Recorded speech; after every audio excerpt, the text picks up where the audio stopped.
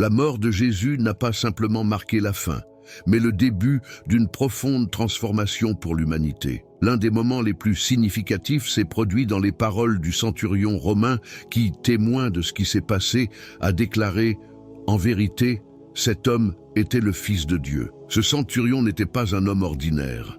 Dans l'armée romaine, son grade le plaçait à la tête d'une centaine de soldats, semblable à un capitaine moderne. C'était quelqu'un qui avait l'habitude d'être témoin de la dureté de la vie et de la mort, un vétéran aguerri. Cet homme a assisté à l'exécution de Jésus, une autre tâche relevant de ses responsabilités, qui a cependant fini par marquer sa vie de manière profonde et révélatrice. La crucifixion, en tant que méthode d'exécution romaine, était connue pour sa brutalité. Réservée aux esclaves, aux criminels et à ceux considérés comme une menace pour le pouvoir impérial, elle cherchait non seulement à provoquer une douleur extrême, mais aussi à humilier et à envoyer un message clair à la société. La désobéissance à l'Empire aurait de terribles conséquences. Ce jour-là, Jésus fut emmené au Golgotha, dont le nom signifie « lieu du crâne ». La scène était saisissante. 3 croix se dressaient sur un ciel qui s'assombrissait lentement, entouré de soldats et d'une foule de témoins. Jésus était au centre, avec un criminel de chaque côté. Le récit biblique de cet événement, décrit dans l'évangile de Marc, détaille comment, à l'arrivée de midi, l'obscurité a couvert tout le pays jusqu'à 3 heures de l'après-midi. Ce phénomène était aussi inquiétant que révélateur. Le centurion, chargé de superviser l'exécution, observait attentivement tout ce qui se passait. Ce n'était pas n'importe quel événement. Bien qu'il ait déjà assisté à de nombreuses exécutions similaires, il y avait quelque chose dans cette crucifixion qui la rendait différente. Jésus, dans ses dernières heures, prononça des paroles qui résonnèrent profondément. « Éloi, Éloi, lama sabachthani », un cri qui signifie « Mon Dieu, pourquoi m'as-tu abandonné ?» Ce cri exprimait non seulement la douleur humaine, mais aussi l'abandon spirituel dans les moments les plus sombres. Bref, le centurion, voyant la manière dont Jésus mourut, fut profondément choqué. À ce moment-là, il prononça les paroles qui resteront gravées dans l'histoire. En vérité, cet homme était le Fils de Dieu. Ce témoignage est particulièrement significatif car il vient d'une personne extérieure au cercle des disciples de Jésus. En tant que membre des forces romaines, il était là pour exécuter un mandat de l'Empire et non pour participer à une révélation spirituelle. Cependant, ce dont il a été témoin a suffi à briser toute barrière de scepticisme qu'il aurait pu avoir. C'était comme si, à cet instant, il avait vu quelque chose qui transcendait le physique, quelque chose qui le reliait au divin. Cet épisode met en évidence plusieurs vérités importantes. Premièrement, la déclaration du centurion symbolise l'universalité du message de Jésus. Bien qu'il ne fasse pas partie du peuple juif et qu'il ne suive pas ses croyances, il a reconnu la vérité dans la figure de Jésus. Cela suggère que le salut et le message d'espérance que Jésus représentait n'étaient pas limités à un groupe spécifique, mais étaient inclusifs et destinés à toute l'humanité. Deuxièmement, la réaction du centurion met en évidence l'impact que les derniers instants de Jésus ont eu même sur ceux qui ne faisaient pas partie de sa communauté. Sa déclaration simple mais profonde démontre que le message de Jésus a le pouvoir de toucher le cœur de chacun, quelles que soient ses origines ou ses croyances. L'histoire de ce centurion reflète également un changement dans la perception du pouvoir et de l'autorité. Dans un empire où la force brute et la domination étaient les piliers du contrôle, la figure de Jésus représentait un pouvoir différent, un pouvoir basé sur le sacrifice, l'amour et la rédemption. La reconnaissance par le centurion que Jésus était le Fils de Dieu symbolise un changement dans la façon dont même un représentant du pouvoir romain interprétait l'autorité et la divinité. Ce moment a été un tournant, montrant que même dans l'apparente défaite de la crucifixion, il y avait une victoire spirituelle et un message d'espoir. Enfin, cette histoire nous rappelle que la mort de Jésus a eu un impact universel, dépassant les frontières culturelles et spirituelles. La déclaration d'un soldat romain endurci, qui ne recherchait pas une expérience spirituelle, nous parle du pouvoir transformateur de ce moment. Il nous invite à réfléchir sur la façon dont le sacrifice de Jésus a le potentiel de toucher des vies à tout moment et en tout lieu, montrant que son message transcende toutes les barrières et reste valable jusqu'à aujourd'hui. Au moment de la crucifixion de Jésus, de la 6e à la 9e heure, une obscurité inhabituelle couvrait la terre entière. Ce n'était pas une ombre ordinaire. Il semblait que même la nature elle-même réagissait à l'événement extraordinaire qui se produisait. Pensez-y de cette façon. Avant que les bénédictions n'arrivent, il y a souvent des périodes d'obscurité. Nous le voyons dans l'histoire de l'Égypte, lorsqu'avant la libération des Israélites, une obscurité dense couvrait la région pendant 3 jours. De même, avant le sacrifice de Jésus qui apporterait le salut à l'humanité, le calvaire était enveloppé de ténèbres. Il est fascinant de considérer comment quelque chose habituellement associé au négatif, comme l'obscurité, peut être le prélude à quelque chose d'espoir et de transformateur. Ce parallèle entre l'Égypte et la crucifixion de Jésus n'est pas une coïncidence. Dans les 2 histoires, l'obscurité dure symboliquement 3 jours. En Égypte, ce fut le prélude à l'Exode, un événement qui marqua la libération du peuple de Dieu de l'esclavage. Au calvaire, ces ténèbres étaient le prélude à la résurrection, le point culminant d'un sacrifice qui offrait la rédemption à toute l'humanité. Ces histoires semblent liées entre elles, comme si la première était une préfiguration de la seconde. La Bible, à travers ces récits, semble transmettre un message profond. Dans les moments les plus sombres de la vie, l'espoir et la rédemption sont à notre portée, bien que cachés dans l'ombre. Ce phénomène a également une signification théologique importante. Les ténèbres qui ont recouvert la terre lors de la crucifixion de Jésus n'étaient pas simplement un événement climatique, mais une déclaration symbolique du jugement de Dieu sur le péché de l'humanité. Portant les péchés du monde, Jésus a vécu une séparation momentanée de la présence divine, une réalité qui se reflétait dans le ciel obscurci. Mais au-delà du jugement, cette noirceur pointe le poids du sacrifice de Jésus, immense fardeau assumé pour amener la réconciliation entre Dieu et l'humanité.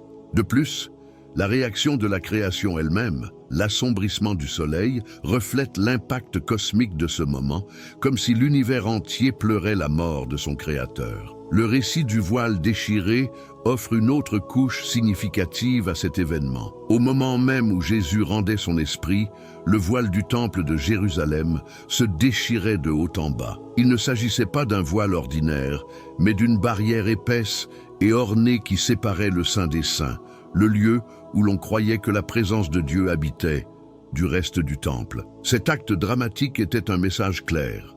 Le sacrifice de Jésus avait fait tomber la barrière entre Dieu et l'humanité.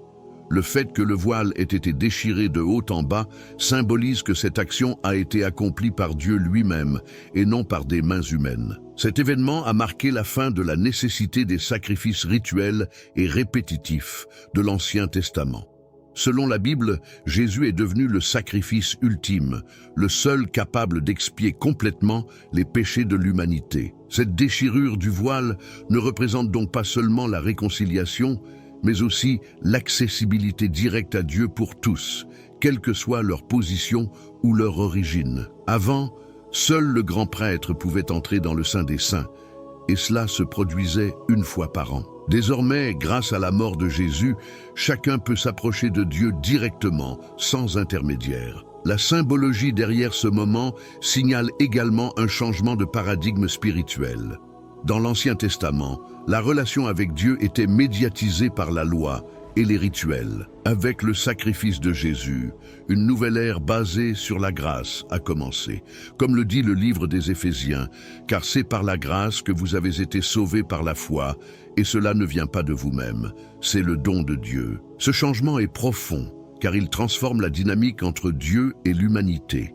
D'une relation basée sur le respect de règles strictes à une connexion directe et personnelle, basée sur l'amour et la foi. La signification du voile déchiré n'est pas seulement un symbole d'accès et de réconciliation, mais aussi une affirmation d'espoir. Cela nous rappelle que même dans nos moments les plus sombres, il y a une lumière au bout du tunnel, une promesse de rédemption et une invitation à une relation renouvelée avec Dieu. La mort de Jésus n'a pas été une fin, mais un nouveau départ, un tournant qui a redéfini l'histoire spirituelle de l'humanité. Lorsque Jésus est mort, c'était comme si Dieu lui-même ouvrait une porte fermée depuis la chute d'Adam et Ève, supprimant ainsi la barrière qui séparait l'humanité de son Créateur. Cet acte n'était pas simplement symbolique, c'était une invitation puissante et tangible à une relation directe et intime avec Dieu. Dans le passé, la connexion avec le divin nécessitait des médiateurs humains tels que des grands prêtres, qui offraient des sacrifices pour expier les péchés du peuple. Aujourd'hui, grâce au sacrifice de Jésus, cette dépendance est abandonnée. Par sa mort et sa résurrection, Jésus a créé une voie vivante et nouvelle pour que chacun puisse s'approcher de Dieu avec confiance, sans avoir besoin d'intermédiaires, comme l'explique Hébreux 10, 19, 20. Cela nous rappelle que la barrière du péché qui nous séparait autrefois de Dieu a été complètement supprimée, ouvrant la porte à la réconciliation et à la communion directe. La déchirure du voile dans le temple symbolise ce changement capital. C'était comme si Dieu déclarait qu'il n'y avait plus besoin de rituels complexes, ni d'exclusivité pour accéder à sa présence. Avant, seul le grand prêtre pouvait entrer dans le Saint des Saints une fois par an, et toujours avec crainte et prudence. Mais avec le sacrifice de Jésus, cette séparation a disparu, comme le dit 1 Timothée 2, 5. Car il y a un seul Dieu et un seul médiateur entre Dieu et les hommes, l'homme Jésus-Christ. Ce changement a non seulement éliminé un ancien système, mais a également inauguré une nouvelle ère de grâce et d'accès universel dans laquelle chacun peut se rapprocher de Dieu par la foi en Jésus. Cet événement nous rappelle avec force que le sacrifice du Christ nous a non seulement sauvés, mais qu'il nous a également offert un cadeau inestimable, la possibilité d'une relation immédiate et personnelle avec Dieu. L'image du voile déchiré ne représente pas seulement la réconciliation, c'est l'emblème d'un nouveau départ. L'accès limité et les anciennes formes de séparation ont été remplacés par une ouverture qui invite tous à se rapprocher de Dieu. Mais cela soulève une question importante. Vivons-nous aujourd'hui dans la liberté et l'accès que Jésus nous a fournis, ou continuons-nous à agir comme si ce voile existait toujours, nous séparant d'une relation pleine avec Dieu?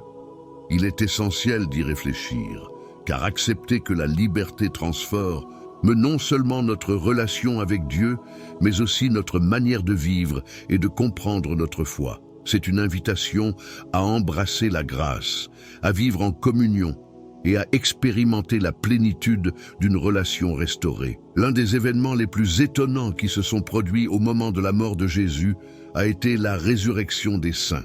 La Bible décrit combien de saints morts sont revenus à la vie. Ces personnes, bien que non mentionnées par leur nom, étaient probablement des croyants fidèles, des prophètes ou des justes qui vivaient consacrés à Dieu. Cet événement était comme un aperçu de ce qui allait arriver, une démonstration de la puissance divine et un signe que la mort n'était pas la fin de l'histoire. Il est fascinant d'imaginer l'impact de cet événement. Revoir quelqu'un qui était déjà mort dans les rues a dû laisser une impression profonde et durable sur ceux qui en ont été témoins. Le but de cet événement va au-delà de ce qu'il paraît à première vue. La résurrection de ces saints au moment de la mort de Jésus n'était pas un simple miracle isolé, c'était un présage, un avant-goût de l'événement le plus important à venir, la résurrection de Jésus lui-même. C'est comme si Dieu préparait le terrain, montrant que son pouvoir sur la mort ne se limitait pas à Jésus, mais qu'il atteindrait tous ceux qui croient en lui. Cet acte était une déclaration puissante selon laquelle la mort n'aurait pas le dernier mot. Dans l'Ancien Testament, il y a de nombreuses références à la résurrection, comme dans Daniel 12, 2 qui dit « Et beaucoup de ceux qui dorment dans la poussière de la terre se réveilleront, les uns pour la vie éternelle, et les autres pour la honte éternelle et le mépris. » Ces prophéties indiquaient une vérité plus grande qui s'accomplissait désormais en Jésus. La résurrection des morts, au moment de la mort de Jésus, est également étroitement liée au thème central de la Bible, la puissance de Dieu sur la vie et la mort. Dans l'Ancien Testament, Dieu est décrit comme celui qui donne la vie et qui a autorité sur la mort. Par exemple, dans Deutéronome 32, 39, Dieu déclare « Je cause la mort et je donne la vie. Je blesse et je guéris. » Ce pouvoir s'est manifesté de façon spectaculaire dans la résurrection des morts, montrant que le sacrifice de Jésus marquait non seulement la fin d'une époque, mais aussi le début de quelque chose de complètement nouveau. Jésus, comme le dit 1 Corinthiens 15, 20, est dans les prémices de ceux qui se sont endormis, un terme qui symbolise les prémices d'une moisson abondante à venir, une promesse de résurrection pour tous ceux qui croient en lui. C'était comme une pièce maîtresse du puzzle de l'histoire du salut, reliant les promesses de l'Ancien Testament à leur accomplissement dans le Nouveau. C'est une déclaration puissante selon laquelle la mort n'a pas le dernier mot, mais constitue une étape vers la vie éternelle avec Dieu. Il nous invite à voir le sacrifice de Jésus, non seulement comme un acte d'amour, mais aussi comme une démonstration inébranlable de son pouvoir de transformer la mort en vie et le désespoir en espérance éternelle. La résurrection de Jésus est la preuve la plus solide que la vie après la mort n'est pas une espérance abstraite, mais une réalité concrète. Lorsque la Bible le décrit comme les prémices de ceux qui se sont endormis, elle nous ramène au concept de prémices de l'Ancien Testament. Dans Lévitique 23, les prémices étaient offertes à Dieu en signe de gratitude et de foi qu'il pourvoirait au reste de la récolte. En avançant vers le Nouveau Testament, cette analogie s'applique à Jésus, qui, comme les prémices, représente le début et la promesse de ce qui est à venir, la résurrection pour tous ceux qui croient en lui. Ce parallélisme n'est pas fortuit, mais plutôt une démonstration de la continuité des promesses divines tout au long de l'histoire biblique. Le tombeau vide de Jésus est un événement plein de mystères, d'espoir et de révélation. Imaginez le contexte. Jésus, qui avait fait des miracles et parlé d'amour et de rédemption, venait d'être crucifié. Ses partisans étaient dévastés, confus et effrayés. À ce moment critique entre en scène Joseph d'Arimathie, un homme riche et membre du conseil juif qui était également un disciple secret de Jésus. Son courage en demandant à Pilate le corps de Jésus marqua le début de quelque chose d'extraordinaire. Avec l'aide de Nicodème, un autre disciple caché, Joseph prépara soigneusement le corps de Jésus, l'enveloppant dans un linceul propre et le plaçant dans un nouveau tombeau creusé dans la roche. Cet acte accomplit la prophétie d'Isaïe selon laquelle le Messie serait enterré parmi les riches.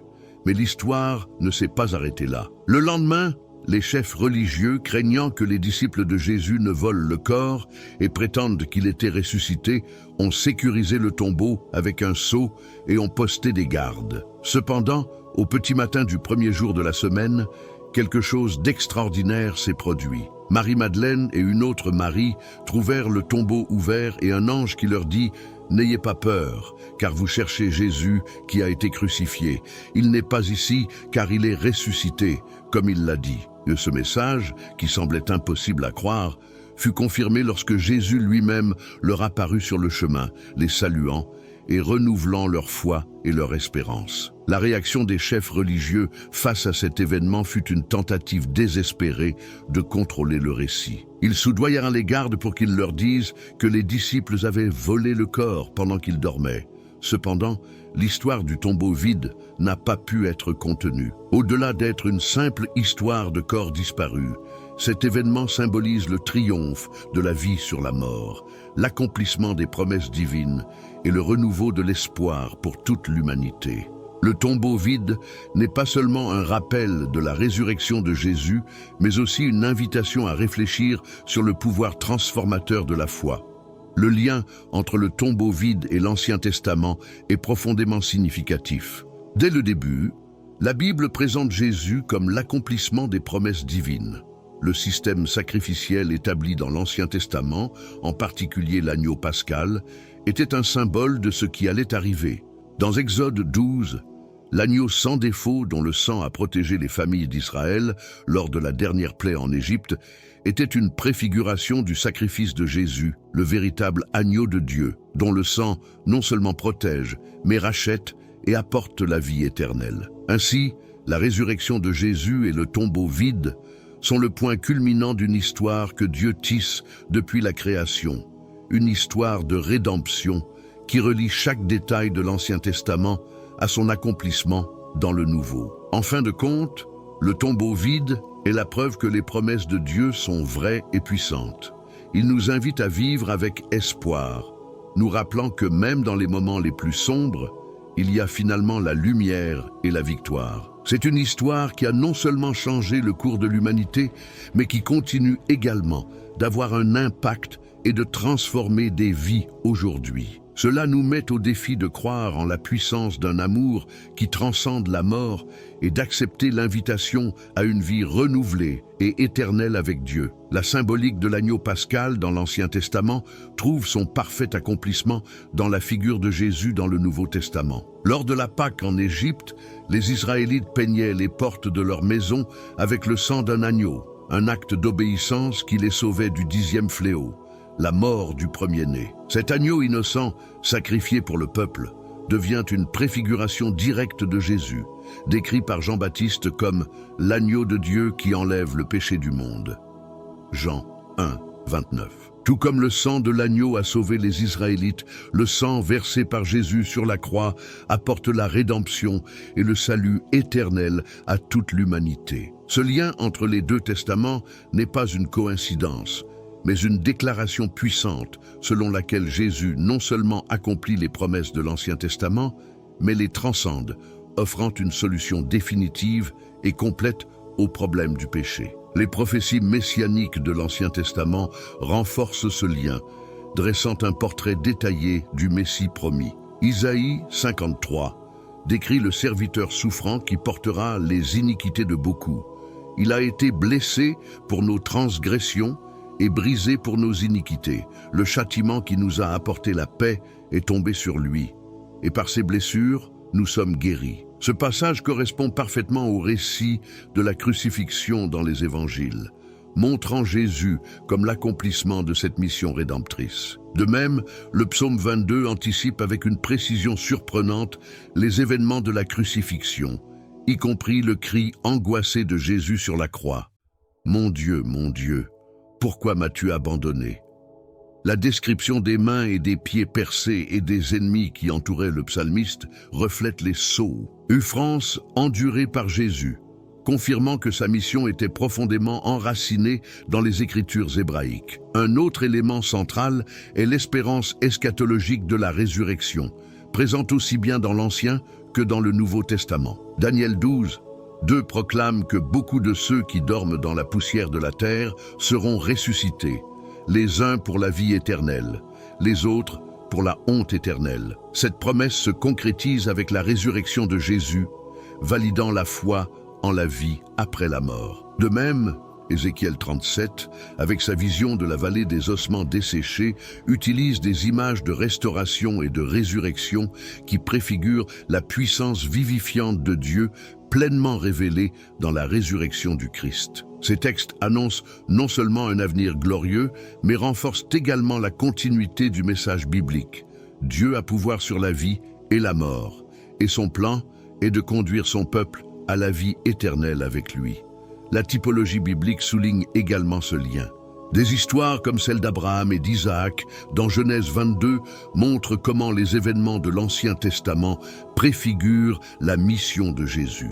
Lorsqu'Abraham est sur le point de sacrifier son fils, Dieu fournit un bélier comme substitut, un acte qui pointe directement vers le sacrifice de Jésus, le Fils de Dieu, qui s'est volontairement offert comme substitut ultime. Un autre exemple est la vie de Joseph d'Égypte, qui, après avoir été rejeté et trahi par ses frères, est exalté pour sauver sa famille de la famine. Ce récit reflète l'histoire de Jésus, rejeté par son peuple, mais exalté pour apporter le salut à tous. L'acte symbolique du déchirement du voile dans le temple est un autre point de connexion crucial. Ce voile séparait le Saint des Saints, où résidait la présence de Dieu du reste du temple, marquant une barrière entre le divin et l'humain. Seul le grand prêtre pouvait y entrer une fois par an pour offrir des sacrifices pour les péchés du peuple. Mais lorsque Jésus mourut, ce voile fut déchiré de haut en bas, indiquant que la barrière du péché avait été enlevée. Désormais, grâce à Jésus, chacun a un accès direct à Dieu. Cet événement marque la fin de l'ancienne alliance, basée sur des sacrifices répétitifs, et le début de la nouvelle alliance, fondée sur la grâce et le sacrifice unique du Christ. L'accomplissement de la promesse du Saint-Esprit dans le Nouveau Testament est également profondément lié aux prophéties de l'Ancien Testament. Joël 2, 28 proclame « Je répandrai mon esprit sur toute chair », anticipant la venue du Saint-Esprit qui a eu lieu après la résurrection de Jésus. Cette effusion a permis aux croyants de vivre selon la volonté de Dieu, marquant le début d'une nouvelle ère dans la relation entre Dieu et son peuple. La présence du Saint-Esprit confirme non seulement les promesses divines, mais assure également aux croyants qu'ils ne sont pas seuls dans leur chemin de foi. Ensemble, ces liens montrent que l'histoire de Jésus n'est pas un événement isolé, mais le point culminant d'un plan divin qui traverse toute l'Écriture. Du sacrifice de l'agneau pascal à la résurrection et à l'envoi du Saint-Esprit, chaque détail pointe vers l'œuvre rédemptrice de Dieu à travers le Christ. C'est un rappel puissant que, même si les méthodes et les symboles changent, le message central demeure. Dieu travaille à restaurer sa création et à offrir l'espoir, la rédemption et la vie éternelle à tous ceux qui lui font confiance. L'histoire du tombeau vide, accompagnée de l'extraordinaire. Les événements entourant la mort et la résurrection de Jésus, tels que le déchirement du voile, les tremblements de terre et la déclaration du centurion, ne sont pas de simples épisodes historiques, mais des révélations chargées de sens éternel qui continuent de résonner dans nos vies d'aujourd'hui.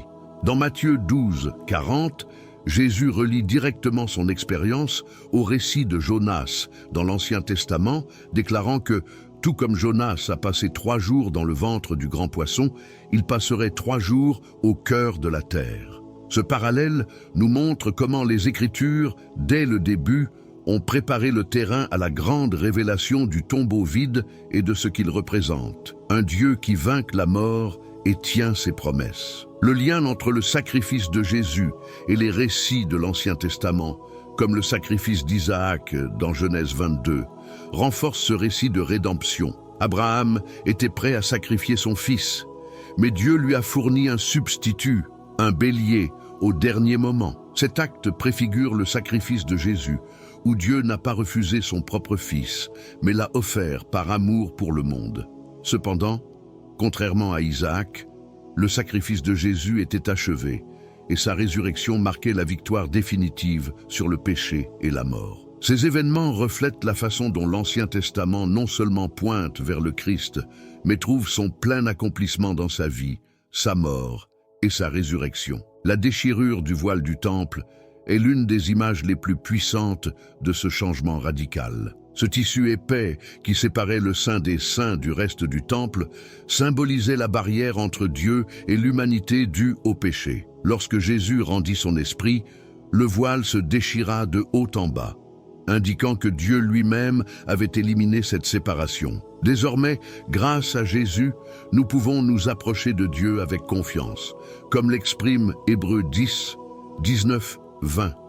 Par le sang de Jésus, par la voie nouvelle et vivante qu'il nous a ouverte à travers le voile, c'est-à-dire sa chair. Cet accès direct à Dieu nous appelle à vivre une relation plus étroite et personnelle avec lui, en recherchant sa présence dans tous les aspects de notre vie. Les tremblements de terre et les bris de pierre qui ont accompagné la mort de Jésus rappellent l'ampleur de ces événements. Ils symbolisent la façon dont son sacrifice et sa résurrection ont ébranlé les structures établies, ouvrant la voie à une nouvelle ère d'espoir et de transformation. Tout comme un tremblement de terre modifie la terre, la mort et la résurrection de Jésus ont modifié le cours de l'histoire humaine. Cet appel à la transformation n'est pas seulement collectif, mais personnel. Dans Romains 12, 2, Paul nous exhorte à ne pas nous conformer au modèle de ce monde, mais à renouveler notre esprit pour vivre selon la volonté bonne, acceptable et parfaite de Dieu. Cet appel au renouveau nous invite à réfléchir sur la façon dont la puissance de la résurrection peut transformer nos vies, nous aidant à abandonner les attitudes, les habitudes et les pensées qui ne reflètent pas le dessein divin. La résurrection des saints, apparue à Jérusalem après la mort de Jésus, est un autre symbole puissant. Au-delà d'être un miracle extraordinaire, c'est un message d'espoir qui pointe vers la promesse de la vie éternelle. Ces saints ressuscités nous rappellent que la mort n'est pas la fin, mais le début d'une nouvelle existence avec Dieu. Dans Jean 11, 25-26, Jésus déclare « Je suis la résurrection et la vie. Celui qui croit en moi, même s'il meurt, vivra. » Cette promesse nous donne la force d'affronter les difficultés, sachant que notre foi au Christ nous assure un avenir éternel. Ce message d'espoir nous incite à valoriser l'éternel plutôt que le temporel, en investissant dans des relations et des actions qui ont un impact durable. La déclaration du centurion, en vérité, cet homme était le Fils de Dieu, est un témoignage frappant de l'identité divine de Jésus. Cette reconnaissance, venant d'un soldat romain endurci, met en évidence l'impact transformateur des événements de la crucifixion. Pour nous, cette déclaration est une invitation à chercher et à reconnaître Jésus dans nos propres vies. Cela nous met au défi d'aller au-delà des apparences et de réfléchir profondément sur qui est Jésus et ce qu'il représente pour nous. Son sacrifice non seulement nous réconcilie avec Dieu, mais nous invite également à vivre une vie pleine de sens, d'espoir et de gratitude. Pris ensemble, ces événements nous appellent à une profonde réflexion. Vivons-nous pleinement la liberté et l'espérance que nous offrent la mort et la résurrection de Jésus? Avons-nous accepté l'invitation à une relation étroite avec Dieu, ou continuons-nous à agir comme s'il existait encore une baie arrière entre nous? Ces questions nous invitent à examiner notre vie, à embrasser la grâce divine et à marcher avec confiance sur le chemin nouveau et vivant que Jésus nous a ouvert. Ces histoires, loin d'être de simples histoires du passé, sont une source constante d'inspiration et de transformation pour nos vies d'aujourd'hui. L'histoire de la mort et de la résurrection de Jésus est imprégnée de symbolisme, de puissance et d'amour éternel, chaque événement résonnant avec une profonde signification spirituelle qui reste aussi pertinente aujourd'hui qu'elle l'était il y a 2 millénaires. De la déchirure du voile au tombeau vide, chaque détail nous invite à réfléchir sur l'amour inébranlable de Dieu, son plan parfait de rédemption et le rôle crucial que chacun de nous joue dans cette histoire de salut. Les événements entourant la résurrection ne sont pas de simples récits historiques.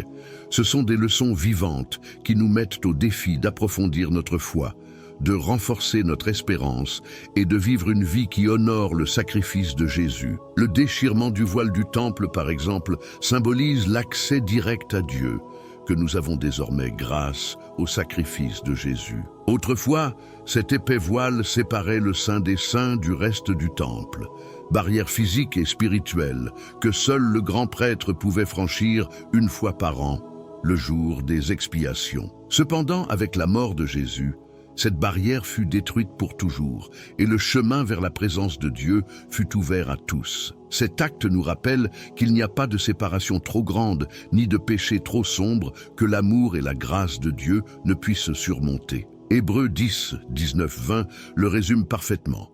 Par le sang de Jésus, nous avons l'assurance d'entrer dans le sein des saints par une voie nouvelle et vivante qu'il nous a ouverte à travers le voile, c'est-à-dire à travers sa chair. Nous pouvons désormais nous approcher de Dieu avec audace, avec un cœur plein de foi et de gratitude. D'un autre côté, les tremblements de terre et les bris de pierre qui ont accompagné la mort de Jésus sont des symboles d'une transformation radicale. Tout comme un tremblement de terre modifie radicalement et irrévocablement le paysage, la mort et la résurrection de Jésus ont ébranlé les fondements du péché et de la mort, ouvrant la voie à une nouvelle ère d'espoir et de vie éternelle. Ces événements nous mettent au défi de permettre à la grâce de Dieu de transformer nos propres vies, brisant les chaînes de la peur, de la culpabilité et du péché. Romains 12, 2 nous exhorte à ne pas nous conformer au modèle de ce monde, mais à nous laisser transformer par le renouvellement de notre esprit. Cette transformation n'est pas seulement un acte spirituel, mais aussi un appel à vivre une vie qui reflète les valeurs du Christ dans nos actions, nos pensées et nos relations. La résurrection des saints à Jérusalem, décrite dans Matthieu 27, 52-53, est également un événement important. Non seulement c'était un miracle qui défiait les lois de la nature, mais c'était un rappel de la promesse de vie éternelle que nous avons en Jésus. Ces saints ressuscités symbolisent la victoire de Dieu sur la mort, une victoire qui nous assure que nos moments les plus sombres ne sont pas la fin de l'histoire. Jésus l'a exprimé clairement dans Jean 11, 25-26. « Je suis la résurrection et la vie. Celui qui croit en moi, même s'il est mort, vivra. » Cette promesse nous remplit d'espoir et nous motive à affronter nos luttes avec la certitude que la mort a été vaincue et que la vie éternelle nous attend. Un détail significatif du récit de la résurrection est le rôle des femmes en tant que premiers témoins du miracle.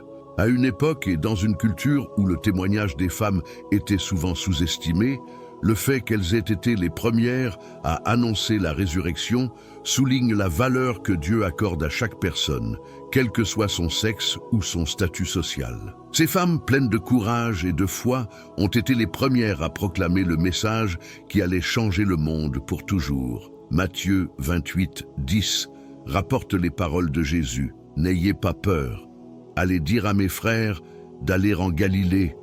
Là, ils me verront. » Ce détail nous rappelle que Dieu utilise des gens ordinaires pour réaliser ses desseins extraordinaires et nous met au défi de valoriser chaque personne qui nous entoure comme une partie importante du plan divin. Un autre moment choquant est la déclaration du centurion romain dans Matthieu 27, 54. En vérité, cet homme était le Fils de Dieu. Cette reconnaissance, venant de quelqu'un qui ne faisait pas partie des disciples de Jésus, met en évidence l'impact universel de son sacrifice. Le centurion, représentant du pouvoir et de l'autorité romaine, a été témoin des événements extraordinaires entourant la mort de Jésus et ne pouvait ignorer la vérité qui se trouvait devant lui. Sa déclaration nous met au défi de rechercher la vérité dans nos propres vies et de reconnaître Jésus comme Seigneur, non seulement par nos paroles, mais aussi par nos actions. L'histoire de Thomas dans Jean 20, 28 complète ce récit. Lorsqu'en voyant Jésus ressuscité, il s'est exclamé « Mon Seigneur et mon Dieu ». Cet acte de foi et de reconnaissance nous invite à renforcer notre propre foi et à vivre conformément à la réalité selon laquelle Jésus n'est pas seulement un chef spirituel, mais le Fils de Dieu avec toute l'autorité et le pouvoir que cela implique. Comme Thomas, nous pouvons parfois être confrontés à des doutes, mais le message de la résurrection est clair. Jésus est vivant et sa victoire sur la mort assure notre espérance et notre rédemption. Ces événements constituent la base de notre foi chrétienne. Ce sont plus que des histoires du passé, ce sont des rappels vivants que l'amour de Dieu n'a pas de limite et que son sacrifice nous invite à vivre une vie transformée, pleine de foi, d'espérance et de détermination. Ils nous appellent à réfléchir à l'impact de ces vérités sur notre vie quotidienne et à nous aligner sur les desseins de Dieu en embrassant l'espoir et la puissance que nous trouvons dans la résurrection de Jésus. Mes amis, vous êtes-vous déjà demandé comment les distractions quotidiennes tentent de nous éloigner de notre foi et de notre objectif en Dieu? L'ennemi utilise les doutes, les inquiétudes et les distractions pour affaiblir notre lien avec lui. Mais ici, dans cet espace, nous trouvons des messages qui renforcent notre foi et nous rapprochent de la vérité de Dieu. Je vous invite à vous abonner dès maintenant. Chaque clic est un pas de plus vers une vie pleine de but et d'espoir en Christ. Ne manquez pas cette opportunité de grandir dans votre foi et de vous rapprocher de Dieu.